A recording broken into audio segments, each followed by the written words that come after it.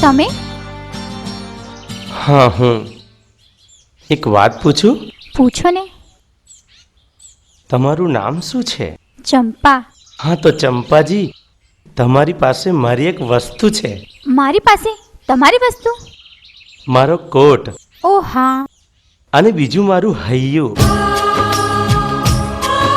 જે દીથી તમને જોયા છે તે દીથી મને રાત્રે નીંદર નથી આવતી. ઉઘાડી આંખે તમારા જ સપના દેખાય છે.